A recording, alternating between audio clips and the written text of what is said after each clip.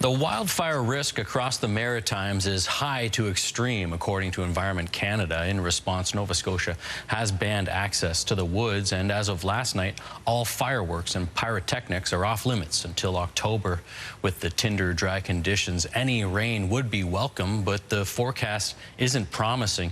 Joining us now is Scott Tingley. He's manager of forest protection with Nova Scotia's Department of Natural Resources. And Scott, let's get right into this. What are we seeing inside the forest right now? What are conditions looking like?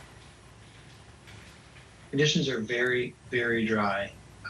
We're seeing, the conditions we're seeing right now are drier than what we saw in 2023.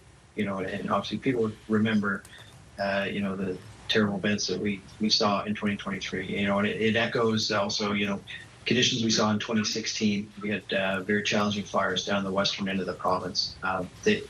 That year they were very similar. It was in August after a prolonged period of no rain. And in these conditions, fires will ignite easily, can spread quickly. And one unique thing from 2023 is because we are so dry, they're burning.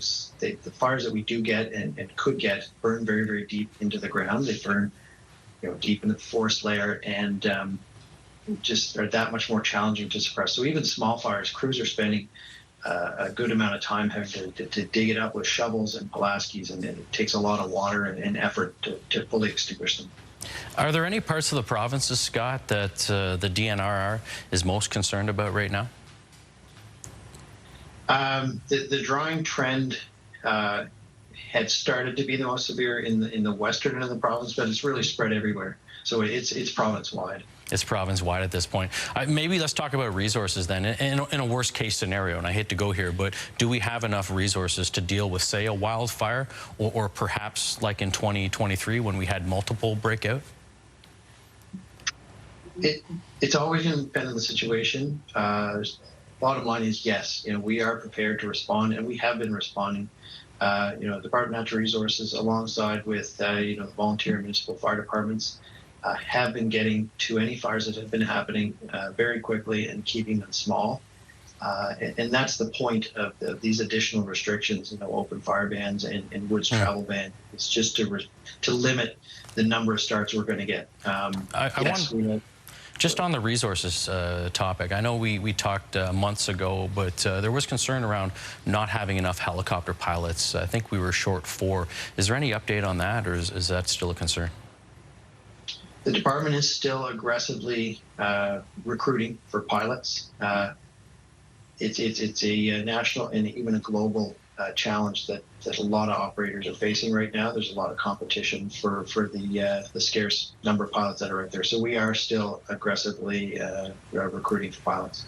Does that make this forest ban, I guess, then more important, or even the threat of, say, the $25,000 fine more important right now? I wouldn't necessarily say we under any, it's the forest conditions and the weather that's driving these restrictions.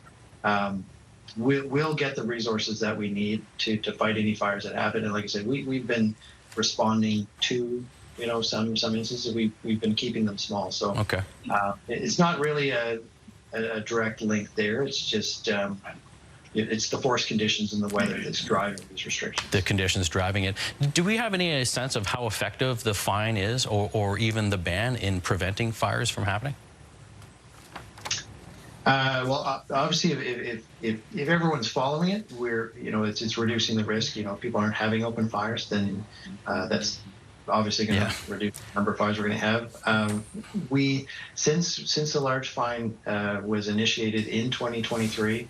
While the bad fires were going on, 2024, even starting off this year, we've been seeing lower numbers of wildfires and a lower number of hectares burned in the past 2 seasons. We do have to think that the fine and the restrictions are helping, but it's really people following those restrictions and pitching in. Well, it's good to hear. Scott, we issued a poll to our viewership on our website, CTV Atlantic, asking them what they thought of the ban, and it came back overwhelmingly saying more than 81% said they agreed with it, saying, you know, the fine is important, so was the ban, whereas only 14% disagreed with it. I just want to get your thoughts on that. Does this kind of give you hope that Nova Scotians are buying in? Absolutely, and we know that Nova Scotians are going to step up and pitch up. This is similar to the, you know, in some ways to the pandemic situation where people figured out the rules and they followed them. And, you know, if it took some time to get a bit of clarity, they're erring on the side of caution and not taking risks. This isn't the time to take risks. Right.